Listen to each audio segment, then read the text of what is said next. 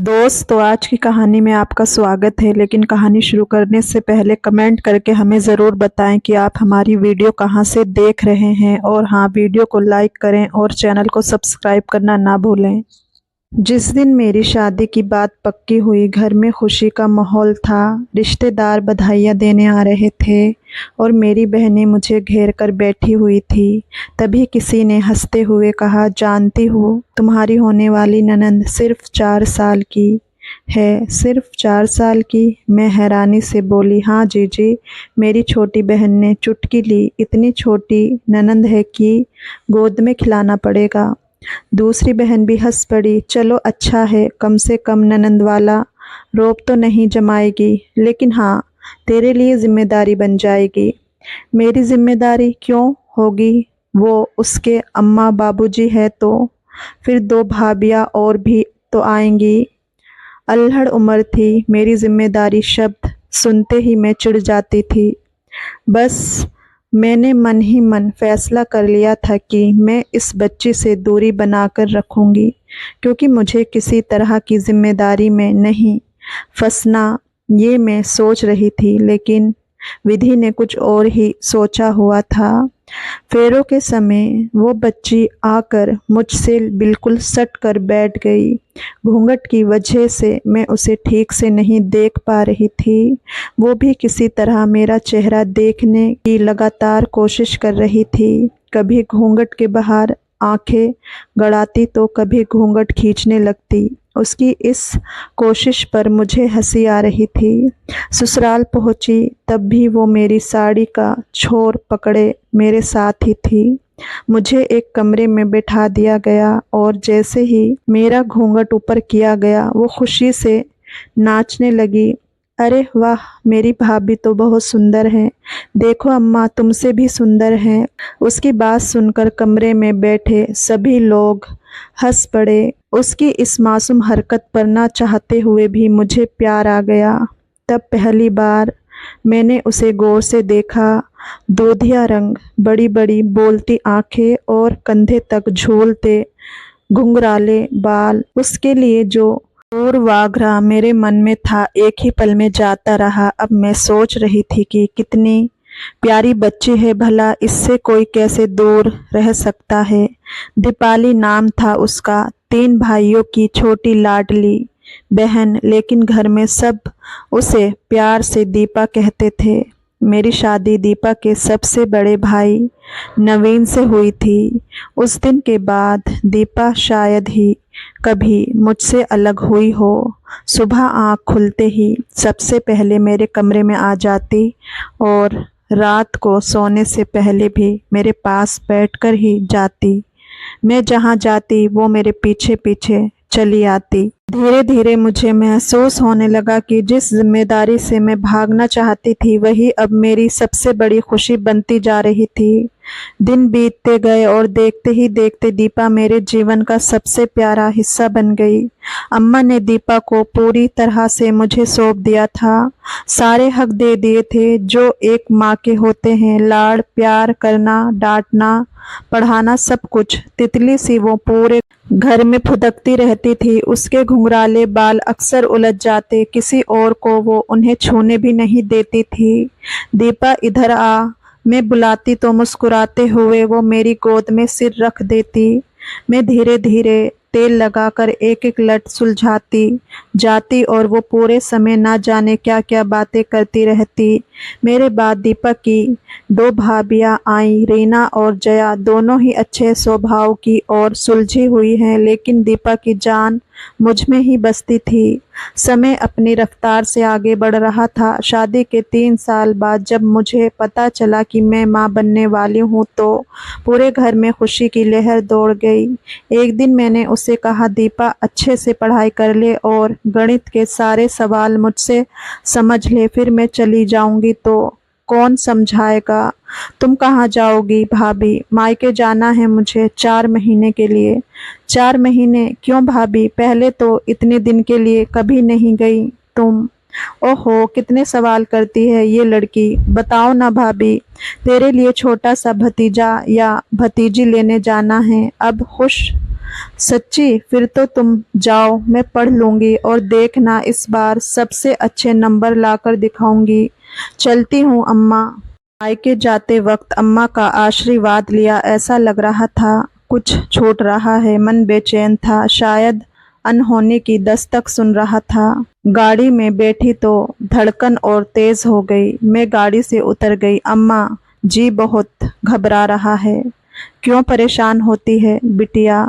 सब अच्छा होगा। अम्मा को लगा कि मैं अपनी डिलीवरी को लेकर घबरा रही हूँ, जबकि ऐसा नहीं था। मेरी नज़र दीपा पर पड़ी।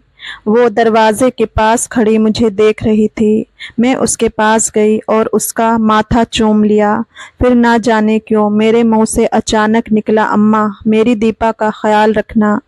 ये कहते ही मैं खुद चौंक गई। ऐसा लगा जैसे मन किसी अनजाने डर से भर गया हो।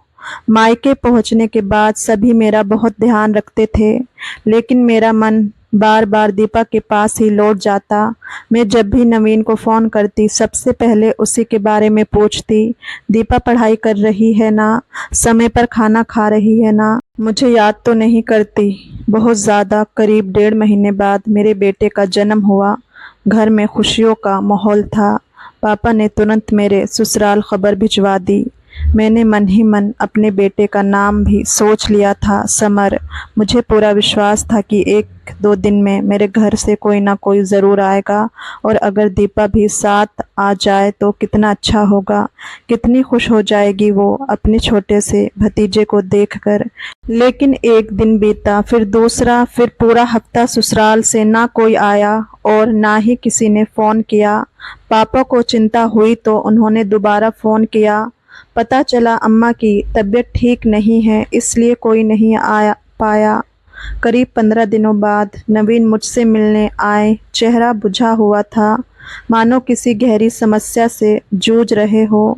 अम्मा कैसी है? ठीक है। और दीपा? उसने आने की ज़िद की होगी, ले आते उसे भी, मैं भी मिल लेती उससे। मिल लेना, थोड़े दिनों में तो घर आ ही जाओगी। नवीन की आवाज़ में बेचैनी थी। वे मुझसे आंखें चुरा रहे थे। मैंने सोचा हो सकता है अम्मा की तबीयत को लेकर परेशान हो। 2 महीने बाद डॉक्टर ने मुझे सफ़र की इजाज़त दे दी। मैं बेटे को गोद में लेकर ससुराल के लिए रवाना हुई। पूरे रास्ते मन में तरह तरह के ख्याल आते रहे। अम्मा पहली बार अपने पोते को गोद में लेगी तो कितनी खुश होगी। बिल्कुल नवीन पर गया है, और दीपा को तो मानो खिलौना मिल जाएगा। वो तो सारा दिन उसके पीछे पीछे घूमेगी।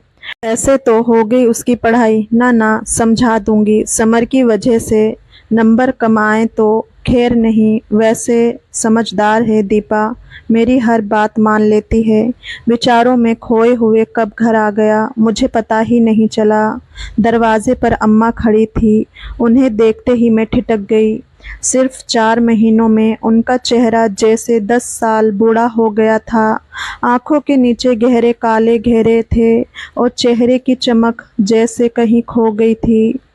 मैंने अम्मा बाबूजी के पैर छुए और समर को उनकी गोद में दे दिया। पोते को देखते ही उनकी आंखों से आंसू बह निकले। मेरा दिल जोर से धड़क उठा। अम्मा सब ठीक तो है ना? उन्होंने कुछ नहीं कहा। मैंने चारों ओर नज़र दौड़ाई। दीपा कहाँ है? दिखाई क्यों नहीं दे रही? कोई जवाब नहीं मिला। अब मेरी बेचैनी डर में बदल चुकी थी। मैं लगभग दौड़ती हुई अंदर गई। दीपा, मेरी आवाज़ पूरे घर में गूंज गई, लेकिन कहीं से कोई जवाब नहीं आया। मैं सीधे अम्मा के कमरे की ओर बढ़ी। दरवाज़ा खोला और वहीं जड़ होकर रह गई। सामने बिस्तर पर दीपा लेटी थी। उसकी आंखें खुली थी, लेकिन उनमें पहले वाली चंचल चमक नहीं थी। मुंह एक और टेढ़ा हो गया था। सारा शरीर बेजान सा पड़ा था। 4 महीने पहले जिस 7 साल की बच्ची को मैं हंसते खेलते छोड़कर गई थी, आज वो सिर्फ सांस ले रही थी। मैं लड़खड़ाते कदमों से दीपा के पास पहुंची। दीपा, उसने मेरी तरफ देखने की कोशिश की। उसकी आंखों से आंसू बह निकले। मेरे भीतर जैसे कुछ टूट गया। मैंने उसका हाथ पकड़ना चाहा, लेकिन उसका हाथ बिल्कुल निश्चल पड़ा था। ये क्या हो गया मेरी बच्ची को? मेरी चीख पूरे घर में गूंज उठी और मैं बेहोश होकर गिर पड़ी। जब होश आया तो मैं अपने कमरे में थी। अम्मा सिरहाने बैठी रो रही थी। मैं उठकर बैठ गई। अम्मा, दीपा को क्या हुआ है? अम्मा फूट फूट कर रो पड़ी। बहुत देर तक रोने के बाद उन्होंने खुद को संभाला और भराई आवाज में बोली, तेरे मायके जाने के 15 दिन बाद की बात है। दोपहर में मैं आराम कर रही थी। दीपा अपनी सहेली के साथ छत पर खेलने गई थी। दोनों केले खा रही थी। तभी ना जाने कहां से बंदरों का एक झुंड आ गया। उसकी सहेली डर कर केले फेंक कर भाग गई, लेकिन दीपा ने डर के मारे केले और कसकर पकड़ लिए।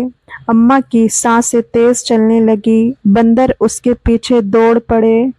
बचने के लिए वो भागी और छत के जिस हिस्से पर मुंडेर नहीं थी, वहीं से सिर के बल आंगन में गिर पड़ी। मेरे कान सुन पड़ गए। आगे क्या हुआ सुनने की हिम्मत ही नहीं बची थी। मैं पत्थर की मूर्ति बनी, अम्मा की बातें सुनती रही। ऐसा लग रहा था जैसे मेरी पूरी दुनिया मेरे सामने बिखर रही हो। अम्मा ने कांपती आवाज में कहना जारी रखा, हम लोग उसे तुरंत अस्पताल ले गए। डॉक्टर ने बिना देर किए दिल्ली रेफर कर दिया। उसी रात तीनों बेटे उसे लेकर दिल्ली निकल गए। इतने में नवीन भी कमरे में आ गए। उनकी आंखें लाल थी। उन्होंने धीमे स्वर में कहा, हमने कोई कसर नहीं छोड़ी मंजू। कितनी बड़े डॉक्टरों के बारे में पता चला, सबको दिखाया। एक अस्पताल से दूसरे अस्पताल दौड़ते रहे। हर नई रिपोर्ट के साथ ही उम्मीद रहती कि शायद इस बार कोई अच्छी खबर मिले। मैंने कांपते होठों से पूछा, फिर डॉक्टरों ने क्या कहा? नवीन ने गहरी सांस ली। दिमाग में बहुत गहरी चोट लगी थी। उन्होंने साफ कह दिया कि दीपा के पूरी तरह ठीक होने की संभावना लगभग नहीं के बराबर है। अगर जिंदगी बच भी गई तो वो कभी पहले जैसी नहीं हो पाएगी। मुझे लगा किसी ने मेरे सीने पर भारी पत्थर रख दिया हो। मैं उठकर फिर दीपा के पास चली गई। वो मुझे ही देख रही थी। मैंने उसके सिर पर हाथ फेरा। उसके गालों पर आंसू की पतली सी लकीर जमी हुई थी। मैं आ गई हूँ दीपा, मेरे मुंह से बस इतना ही निकल पाया। उसकी पलकों ने हल्की सी हरकत की। उस दिन के बाद मेरा जीवन पूरी तरह से बदल गया। सुबह आँख खुलते ही सबसे पहले दीपा के पास जाती और रात को सबसे आखिर में उसी के सिरहाने से उठती। उसे अपने हाथों से नहलाती, कपड़े बदलती, खाना खिलाती, दवा लेती, करवट बदलवाती, कभी उसके बाल संवारती, कभी उसके हाथ पैरों की मालिश करती। डॉक्टरों ने उम्मीद छोड़ दी थी, लेकिन मैंने नहीं छोड़ी। जिसने भी किसी नए इलाज, नई दवा, किसी वैद्य, किसी थेरेपी का नाम बताया, हम वहां पहुंचे। हर बार यही लगता शायद इस बार कोई चमत्कार हो जाए, लेकिन चमत्कार नहीं हुआ। समय बीतता गया, समर बड़ा होने लगा, लेकिन दीपा वही की वही रह गई। उसका शरीर जवान होता गया, पर वो 7 साल की उसी मासूम बच्ची की तरह मेरी आंखों में देखती रहती। कई बार मैं उसके पास बैठकर घंटों बातें करती रहती। दीपा, याद है तू कहती थी सबसे ज़्यादा नंबर लाएगी? याद है तू मेरे साथ बाजार जाने की जिद करती थी? वो कुछ नहीं कह पाती, लेकिन उसकी आंखों के कोनों में नमी उतर आती। धीरे धीरे पूरा परिवार इस संघर्ष का हिस्सा बन गया। उमेश भैया और रीना ने अम्मा बाबूजी की जिम्मेदारी अपने कंधों पर उठा ली, ताकि मैं निश्चित होकर दीपा की देखभाल कर सकूं। नरेश और जया हर महीने आर्थिक मदद भेजते रहे। उन्होंने कभी भी दवाइयों की कमी नहीं होने दी। अगर पूरा परिवार साथ ना खड़ा होता तो शायद ये लंबी तपस्या निभाना किसी एक इंसान की बस की बात नहीं थी। इसी बीच कई लोगों ने मुझे समझाया, मंजू समर अकेला है, एक बच्चा और कर लो। मेरा जवाब हमेशा एक ही होता, मेरे पास पहले से ही 2 बच्चे हैं, एक स्वस्थ है और दूसरे को मेरी सबसे ज़्यादा ज़रूरत है। लोग चुप हो जाते, किसी ने मेरे फैसले पर दोबारा सवाल नहीं उठाया। देखते ही देखते 30 साल बीत गए। इन 30 सालों में मैंने दीपा की आंखों में एक सवाल अनगिनत बार तैरते देखा, भाभी मेरे साथ ही ऐसा क्यों हुआ? 30 साल कहने को ये सिर्फ एक संख्या थी, लेकिन हमारे परिवार के लिए ये हर दिन की परीक्षा थी। समय ने बहुत कुछ बदल दिया था। समर बड़ा होकर अपने पैरों पर खड़ा हो गया, अम्मा बाबूजी बूढ़े हो गए, घर में बहुएं आईं, बच्चों की किलकारियां गूंजी, कई खुशियां आईं, कई गम भी आए। अगर कुछ नहीं बदला तो वो था दीपा का बिस्तर। आज भी सुबह उठते ही मेरी सबसे पहली आवाज़ होती, दीपा जाग गई मेरी बच्ची। वो कुछ बोल नहीं पाती थी, लेकिन मेरी आहट सुनते ही उसकी आंखें मेरी ओर घूम जाती। मैं उसके माथे पर हाथ फेरती तो उसके होठों पर हल्की सी मुस्कान तैर जाती, लेकिन पिछले 1 हफ्ते से वो मुस्कान भी जैसे कहीं खो गई थी। डॉक्टर ने साफ कह दिया था, अब दीपा के शरीर ने जवाब देना शुरू कर दिया है। मैं समझ रही थी कि अब उसका सफ़र पूरा होने वाला है, लेकिन मन इस सच को स्वीकार नहीं कर पा रहा था। उसकी पत्थराई आंखें लगातार मेरे चेहरे पर टिकी रहती, जैसे बहुत कुछ कहना चाहती हो। मैं उसका हाथ अपने हाथों में लेकर देर तक सहलाती रहती। एक शाम मैंने झुककर उसके कान में कहा, दीपा अगली बार मेरी बेटी बनकर आना। पता नहीं उसने मेरी बात सुनी या नहीं, लेकिन उसके निर्जीव से चेहरे पर बहुत हल्की सी मुस्कान उभरी। अगले दिन उसकी सांसें धीरे धीरे उखड़ने लगी। मैं घबरा गई, जानती थी कि एक ना एक दिन ये पल आएगा। फिर भी मन बार बार ईश्वर से एक ही प्रार्थना कर रहा था, मत ले जाओ मेरी बच्ची को, मैं इसे ऐसे ही संभाल लूँगी, बस इसे मुझसे दूर मत करो। नवीन दीपा के सिरहाने आकर खड़े हो गए। उन्होंने उसके माथे पर कांपता हुआ हाथ रखा। दीपा तेरे सारे कष्ट पूरे हो गए बेटा, अब निश्चित होकर जा। जाने कैसे वो उनकी आवाज़ सुन रही थी, अगले ही पल उसकी सांसों की डोर टूट गई। मेरी दीपा चली गई थी। अम्मा ने तड़प कर रोते हुए कहा, मंजू अब तू ही इसे विदा करेगी। उनकी बात सुनते ही मेरे मन में जैसे कोई पुरानी आवाज़ गूंज उठी। 4 साल की दीपा मेरी गोद में बैठी हंस रही थी। भाभी तुम मुझे विदा करोगी ना? हाँ, तो मेरे लिए लाल साड़ी लाना और दोनों हाथ में खूब सारी मेहंदी लगाना, बिल्कुल अपने जैसी। ये याद आते ही मैं एक झटके से उठ खड़ी हुई। इतने सालों में सब कुछ याद रहा, लेकिन उसका ये मासूम सा वादा मैं कैसे भूल गई।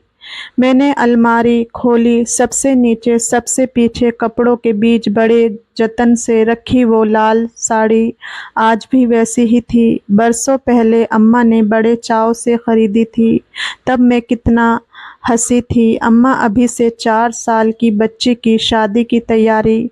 अम्मा भी मुस्कुरा दी थी। किसे पता था ये साड़ी उसकी शादी के लिए नहीं, उसकी अंतिम विदाई के लिए संभाल कर रखी जा रही है। मैंने साड़ी को सीने से लगा लिया। इस बार मैं खुद को रोक नहीं सकी। 30 वर्षों से जो आंसू अपनी दीपा के सामने मैंने कभी नहीं बहने दिए थे, आज वो बांध तोड़कर बह निकले थे। थोड़ी देर बाद मेरी बहू नैना कमरे में आई। मैंने कांपते हाथों से साड़ी उसकी ओर बढ़ा दी। सुबह यही साड़ी पहनाना दीपा को। नैना ने हैरानी से मेरी ओर देखा और दोनों हाथों में मेहंदी भी लगा देना। मेहंदी, हाँ, बचपन में उसने मुझसे वादा लिया था, मैं उसका वादा अधूरा नहीं रहने दूंगी। नैना की आंखें भी भर आई। मैंने धीमे से कहा, मुझे थोड़ी देर अकेला छोड़ दो। नैना चुपचाप बाहर चली गई। सुबह की हल्की लालिमा आसमान में फैलने लगी थी। मैं खिड़की के पास खड़ी थी। नमीन मेरे पास आकर बोले, कैसी सुबह है ना मंजू? मैंने भराए स्वर में कहा, आज हमारी दीपा चली जाएगी। उन्होंने मेरी ओर देखा और बहुत शांत स्वर में बोले, नहीं, आज हमारी दीपा जाएगी नहीं, मुक्त होगी। पहली बार मैंने इस शब्द का अर्थ पूरे मन से महसूस किया। हाँ, सच ही तो है। दीपा 30 साल की सज़ा से मुक्त हो गई है, फिर से लौट आने के लिए। मैंने हाथ जोड़ लिए, मन ही मन ईश्वर से बस एक प्रार्थना की, अगर उसे फिर से इस धरती पर भेजना तो इस बार उसके हिस्से में सिर्फ हंसी लिखना, लंबे स्वस्थ और खुशहाल ज़िंदगी लिखना। मेरी आंखों से आंसू बहने लगे। शायद यही मेरी ओर से उसकी अंतिम विदाई थी। अगर ये कहानी आपके दिल को छू गई हो तो इसे लाइक करें, चैनल को सब्सक्राइब करें और हाँ, नोटिफिकेशन बेल आइकन को दबाना ना भूलें ताकि हमारी कोई भी कहानी मिस ना हो सके। मिलते हैं फिर अगली कहानी में। धन्यवाद।